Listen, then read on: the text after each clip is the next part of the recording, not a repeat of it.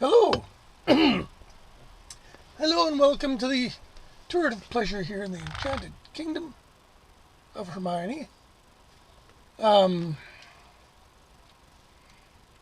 We're talking about where not to start with various artists. Something I started doing a while back. A couple of suggestions from people.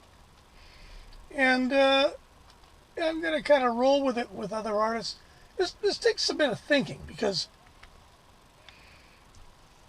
as somebody who's listened to a lot of the artists I talk about, some people, and again, this is mostly for younger people who are getting into classic era music, and one name that came up was Frank Zappa. Now, Frank Zappa's in the news a lot. There's been a couple of movies.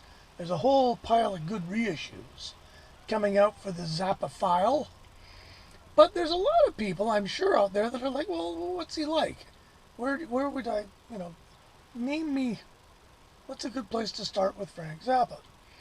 And because the name of this series was Where Not to Start, the not is in brackets, remember. So Zappa's a funny guy. He's a very multifaceted performer. He is a pop musician. He is a quote-unquote serious composer. He's also a rock and roll guitar player, specializing in blues-based motifs, improvising guitarist, if you will. And he's a pretty dab hand at doing jazz music, even though I'm not sure how much he feels it.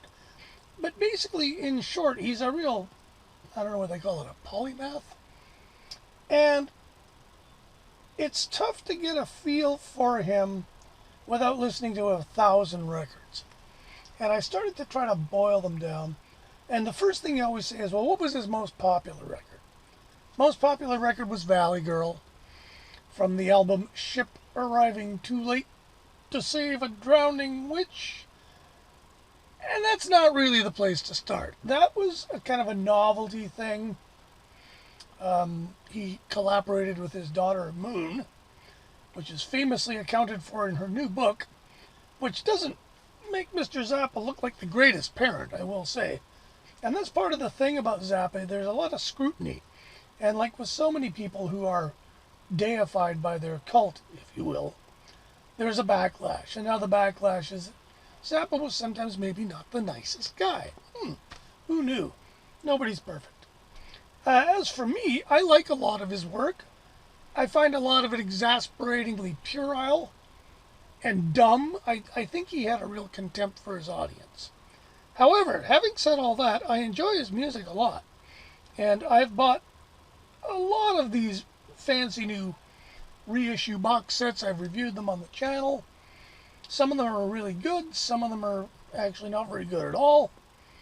And some of them are kind of in between. Some of them are much of a muchness. And so, Valley Girl album, I don't think that's where to start. His biggest chart album, as it were, and which has very conveniently just been re-released in its 50th anniversary box set edition, which I haven't bought. And I don't know if I'm going to. But the album is Apostrophe. And Apostrophe was where he's really playing for the cheap seats. And as a result, you don't get very much of Frank Zappa, the composer. There's really only one track on it, St. Alfonso's Pancake Breakfast, where he lays out this amazing marimba piece, which Ruth Underwood shows on. There's a YouTube video of Ruth Underwood playing this incredibly difficult marimba piece. But really, most of the time, it's dumb songs about dumb subjects. Don't Eat the Yellow Snow, Stink Foot, some kind of not so great black music parodies, and then one really kind of big jam with Jack Bruce and Jim Gordon, which is okay, not transcendent, it's a jam, and it kind of sits and drones along in one key, and for all that it's fine, but not, transcendently creative. But for whatever reason, he hit the sort of sweet spot of 70 1974, I guess. And that record sold really well. And if you must go for that record, I'd say try the one before that, Overnight Sensation, which is, I think, a better record. And shows you more of Zappa the composer. No, if I were to start somebody on a single record, oh, and of course, we always have to remember there's best ofs. And I'm not a best of guy most of the time. Certainly with Zappa, it's a bad idea. There's only one best of that anybody sort of agrees on, and that's the very, very old one called Mother Mania, which came out on Verve in about 1969. And that one, if I remember correctly, was okayed by Zappa. He said, sure, that's a good best of. So that's a really good one for the Mothers of Invention. And then there's a million that came out on Barking Pumpkin. I don't know much about any of them because they're all flawed for me because they're out of context. So if you want a really good Zappa introductory record that is in its own context, in other words, is not a big mishmash of stuff, I would recommend the one, and I'll dig it out because it's right here somewhere. Come on, because I'm touching something. This is the Ryko version. I don't know what the new version is. Now this was a live record. He did a series of gigs at the Roxy, and he videotaped them. He was going to make a film, and through endless, tedious technical problems, the film could not be synced to the audio. So instead, he basically just took the audio and took the best stuff of the audio, he thought, took it into the studio and did a lot of overdubs on it. This is probably the first Frank Zappa record where he started doing supplementary overdubs on live recordings. For instance, on Cheapness on this, there's loads of overdubs of backing vocals, and there's quite a few, I think, synthesizer overdubs here and there, just icing on the sort of silly songs like Penguin in Bondage, I know, has lots of overdubs. A lot of it is straight live. Not every song has overdubs. I don't think any of the instrumental songs have any overdubs. And there's a couple of extended kind of, I don't know what you want to call them, performance pieces. But the thing I like about this record is, firstly, it's one of his very best bands. And they're in tune with all of the eras of his work. There is a song from the very early days of the Mothers of Invention, which is More Trouble Coming Every Day, which is surprisingly a protest song, and a good one, coming out of Zappa, who's a really cynical dude and was usually pretty frivolous. More Trouble Coming Every Day is a serious song. They do a good steaming kind of blues rock version of it.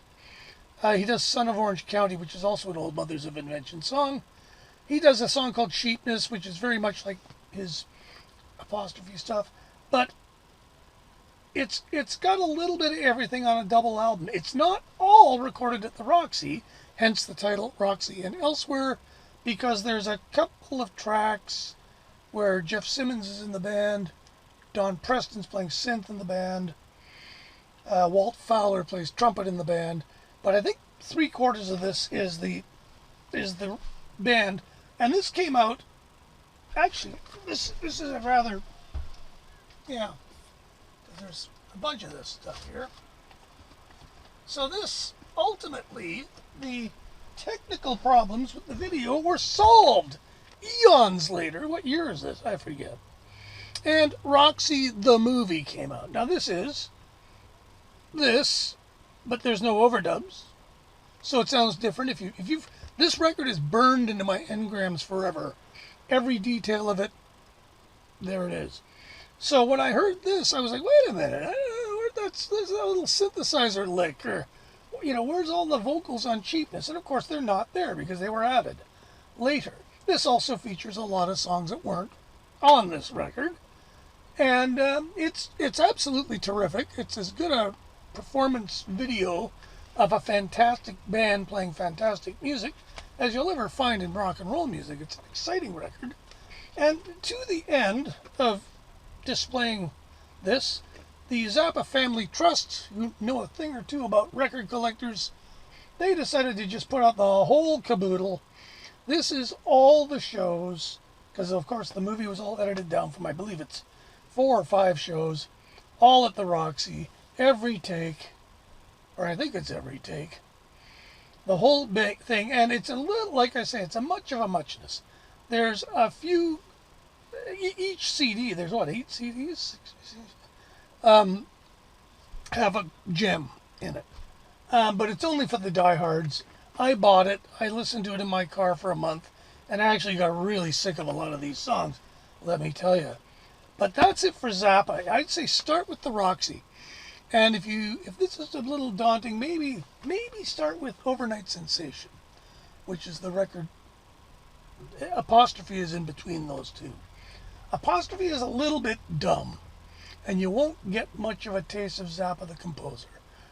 This one you'll get plenty. The whole, just play the, and if you're only going to play one little bit of Zappa, just play the second side of this record, which is Village of the Sun, which is a great nostalgic, almost a doo-woppy song that he does with some great lyrics about his youth. And then it goes straight into a song called In Chita's Arf of You, a terrific Zappa composition with all kinds of neat, snaky lines. And then that sort of segues smoothly into a piece called Don't You Ever Wash That Thing, which is a stop-start thing. There's some drum solos. The band really gets to perform. Bruce Fowler does a really great trombone solo. It's great. And that's one side of the record. It's about 20 minutes of your time. That'll tell you whether you like Zappa or not. Whether or not you like his naughty language, well, you might like him less if you don't. So there it is. That's the quick and sleazy thing. If you're going to get into Zappa and you don't know a thing about him, there you go. Take it easy. I'm going to do more of these. Subscribe and like and all that other stuff. And we'll see you later. Take care of each other. Bye.